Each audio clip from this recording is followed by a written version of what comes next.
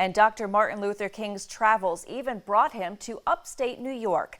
In 1960, he visited Ithaca to deliver a sermon at Sage Chapel on Cornell University's campus.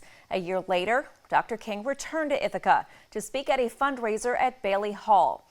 In 2009, the City of Ithaca Freedom Walkway Committee developed a walkway through the city in honor of Dr. King and the city's Black history. WENY's Alexander Duran went on a tour of the south side loop of the walkway.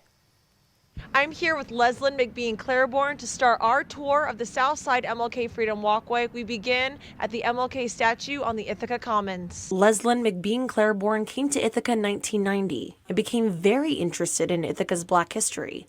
In 2005, she became the chair of the Ithaca Freedom Walkway Committee and hit the ground running to develop a physical trail, shining a light on key markers in the city.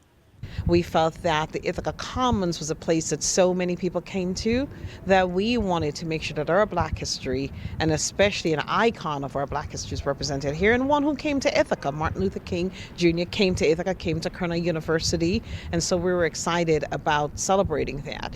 The statue of Dr. King is the starting and ending point for the south side and north side loops of the walkway. We took a quick detour at the former Merchants Bank to look at one important stop on the north side loop before visiting the south side. It was a stop on the Underground Railroad, and we did put up a plaque for the bicentennial of Tompkins County for this. On the south side loop, McBean Claiborne emphasizes the importance of the 190-year-old St. James AME Zion Church on Cleveland Avenue.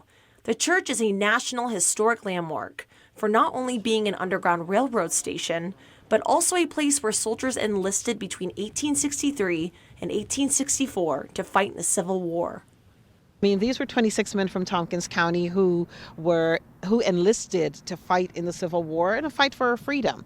The very thing that Martin Luther King several years later was fighting for in the Civil Rights Movement. McBean Claiborne says many of the soldiers came back to live on Cleveland Avenue when the war ended. There was so much, and on this street we will have celebrations of Black life and Black, history and Black love. Further down the street is the Forest City Lodge, known as the Black Elks Lodge, where many Black stars would perform in the 1950s. And around the block, ending the South Side Loop, is the Southside Community Center, a place for gathering, education, learning skills, and support. It stands here because it faces out onto Cleveland Avenue, which I shared with you earlier, is where so much happened. It's where the Black people live, and so many things happened on this street that was about Black progression, Black life, Black history, Black love, Black everything. We have completed our tour of the south side of the MLK Freedom Walkway, and Leslyn tells me this represents hope for unity, freedom, and justice for all. Reporting from Ithaca, Alexander Dern, WENY News.